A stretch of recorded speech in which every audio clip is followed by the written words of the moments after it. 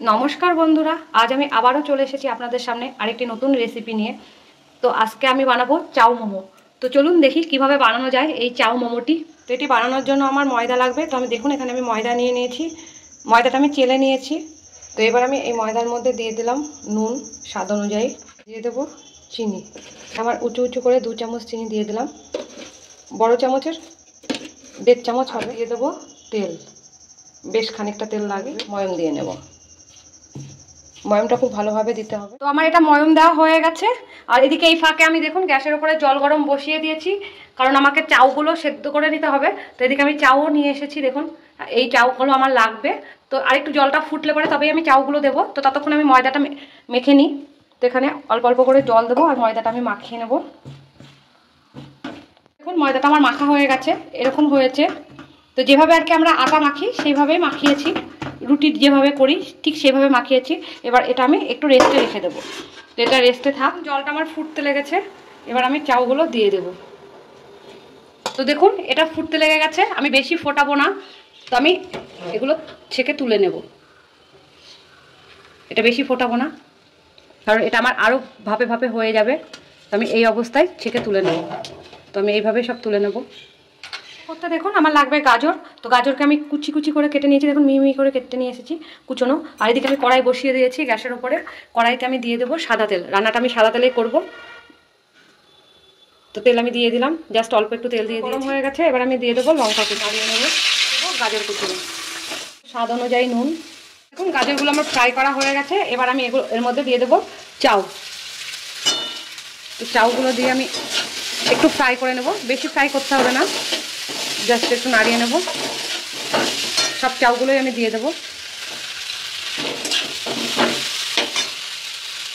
আপনারা যদি পেঁয়াজ খেতে চান তাহলে কিন্তু তেলের ওপরে পেঁয়াজ দিয়ে এটা করতে পারেন। পেঁয়াজ দিলে আপনারা এরকম ঘরে যদি ম্যাগির মশলা থাকে, ম্যাগি বা ইপির মশলা থাকে, তাহলে দুটো মশলার প্যাকেট আপনারা কেটে দিয়ে দেবেন, তাহলে হয়ে যাবে। তো আমি যেহেতু আজকে নিরামিষ খাবো, তো এর মধ্যে যেহেতু থাকে পেঁয়াজ থাকে, যার জন্য আমি এটাও ইউজ করতে পারবো না। তো আমাকে অন্য মশলা ইউজ করতে হবে চটপটা বানানোর জন্য।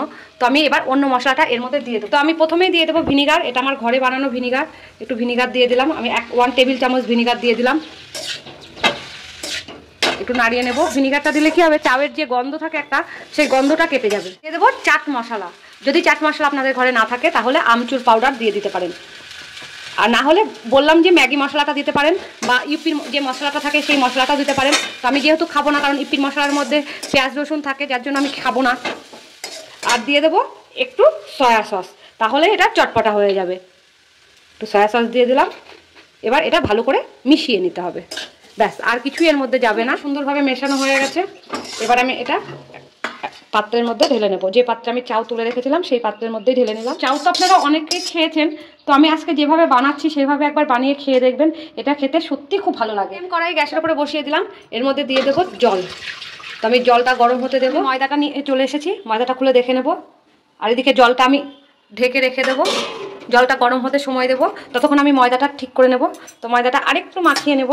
তো দেখুন ময়দাটা আমার এরকম নরম হয়ে গেছে, আর কতটা ফ্লাফি আর সফট হয়েছে। আমার এরকমই দরকার। তার একটু মাখিয়ে নেব। চারটা নিয়ে এসেছি, আর ময়দাগুলোকে এবার আমি লেচি কেটে নেব। তো আমি হাতে একটু নিয়ে নিয়েছি মাখিয়ে। তো একটু ছোটো ছোটো করে লেচি কেটে নেব, ছোট্ট ছোট্ট যেমন লুচি করি ঠিক সেই রকম করে আমাকে লেচি কেটে নিতে হবে। জাস্ট লুচির মতন করে আমি লেচিগুলো সব কেটে নেব। এখানে আমার লেচিগুলো কাটা হয়ে গেছে। তো আমি একটা লেচি নিয়ে দেখিয়ে দিচ্ছি। এভাবে হাতে তালুর ওপরে নেবেন, দিয়ে এভাবে একটু গোল করে নেবেন। তো আমি এখানে একটু ছিটিয়ে নিচ্ছি ময়দা। এবার আমি একটু বেলে নেব, একদম জাস্ট লুচির মতন করেই বেলতে হবে। আপনারা চাইলে কিন্তু তেল দিয়েও বেলতে পারেন। তো দেখুন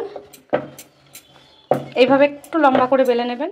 এভাবে বেলে নিয়ে এটা সরিয়ে রাখি। এবার এই চাউটাকে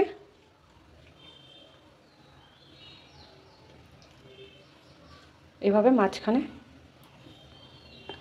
দেবেন।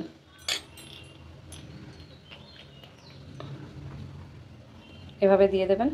এবার সাইডের এটা এভাবে মুড়িয়ে দেবেন, এভাবে মুড়িয়ে দেবেন। এবার এটাকে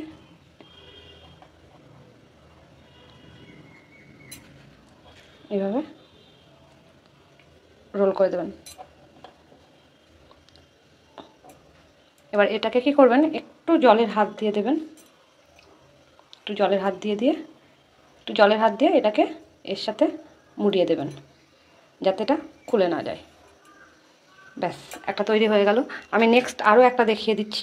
এবার এটা একটা প্লেটের উপরে তুলে দেবেন, তৈরি হয়ে গেল। এটা কিন্তু সিটটা কিন্তু খুব পাতলা করে বেলতে হবে। তো আমি আরও একটা আপনাদের দেখাচ্ছি, সিটটা আমার ঠিক করে দেখানো হয়নি, তো আমি আর একটা দেখিয়ে দিচ্ছি আপনাদের। জাস্ট এরকম একটা লেচি নেবেন, হাতের সাহায্যে এভাবে একটু গোল করে নেবেন, তারপরে বেলে নেবেন লুচির মতন করে। একটু পাতলা হবে, লুচির থেকে পাতলা হবে। সিট যত পাতলা হবে তত কিন্তু এটা খেতে ভালো হবে। সেজন্য এটাকে যতটা পারবেন পাতলাভাবে বেলবেন। এটা একটু দেখে নিন, এটা এতটাই পাতলা হবে নিচ থেকে যাতে হাতের বোঝা যায় আঙুলগুলো। দেখুন, খুবই পাতলা করে বেলতে হবে এটা। যতটা পারবেন পাতলাভাবে বেলবেন, তাহলে কিন্তু এটা খেতে খুব ভালো হবে। আশা করি বুঝতে পারছেন, দেখুন কতটা পাতলা হয়েছে। তো এভাবে পাতলা করে বেলবেন। এবার আমি আর একবার দেখিয়ে দিচ্ছি কড়াটা। আবারও আমি মিডিলে দিয়ে দেব চাউটা।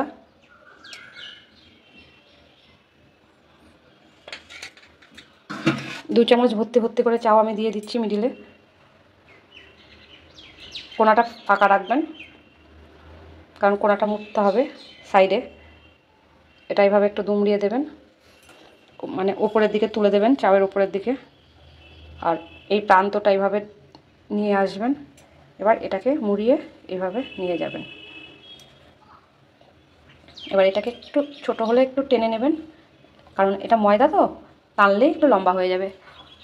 এবার কি করবেন, এই প্রান্তে একটু জলের হাত দিয়ে মাখিয়ে নেবেন, জলের হাত লাগিয়ে দেবেন, দিয়ে এবার এটাকে মুড়ে দেবেন। ব্যাস, কাজ শেষ।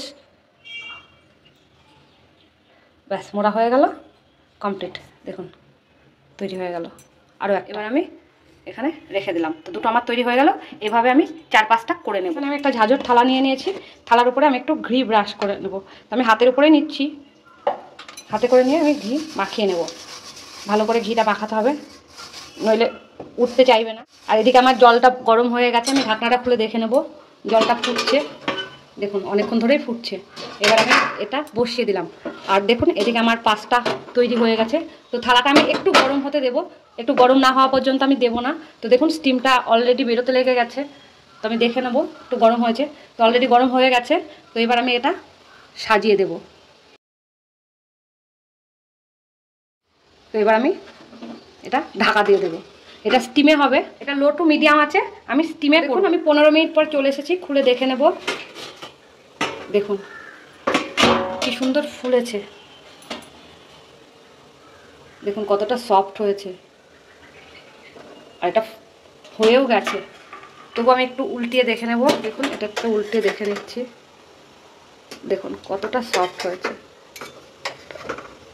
দেখুন পেছনটা কেমন ফেটে যাচ্ছে। তো আমি একটু উল্টিয়ে দেবো, দিয়ে আর 5 মিনিট আমি হতে দেবো। তো সবগুলো আমি একটু উল্টিয়ে দেবো, যাতে নিচের দিকটা একটু ভাপানো হয়। তো এভাবে সবগুলো একটু উল্টিয়ে দেবো। দেখুন সবগুলো আমার উল্টানো হয়ে গেছে। জাস্ট আর একটুখানি আমি 5 মিনিট রেখে দেবো। এটা উল্টালেও হয়, না উল্টালেও হয়। জাস্ট আর 5 মিনিট রেখে দেবো। আর 5 মিনিট পর আমি চলে এসেছি। আমি আবারও বলছি, উল্টানোটা কিন্তু পুরোটাই অপশনাল। তো দেখুন কি সুন্দর ফুলেছে আর কি সুন্দর লাগছে। তো এটা কিন্তু খেতে খুবই ভালো লাগে, বাচ্চারা তো খুবই পছন্দ করবে, বড়রাও পছন্দ করবে। তো আপনারা জলখাবারে এটা অবশ্যই বানাবেন। আর দেখুন কতটা সফট হয়েছে, এত সুন্দর সফট হয়েছে কি বলবো, মুখে দিলেই মিলিয়ে যাবে।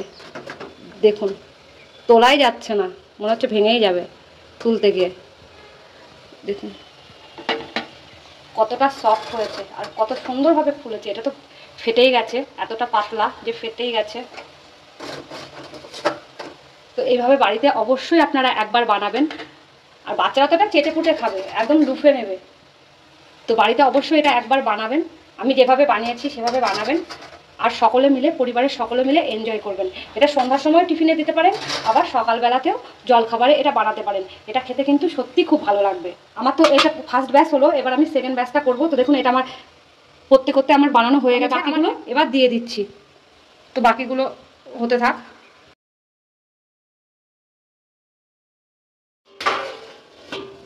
এটা হতে থাক। এবার এটা আমি 2 ছেলেকে দিয়ে দিই, অনেক দেরি হয়ে গেছে, তোরা 2 ভাই খেয়ে নিক। তো আমি এটা ডেকোরেট করি। তো আমি এখানে আমার ঘরে বানানো সস, টমেটো সস, এটা সম্পূর্ণ নিরামিষ, আর চিলি সস দিয়ে সার্ভ করব। এখানে চিলি সস আর টমেটো সস দিয়ে সার্ভ করছি।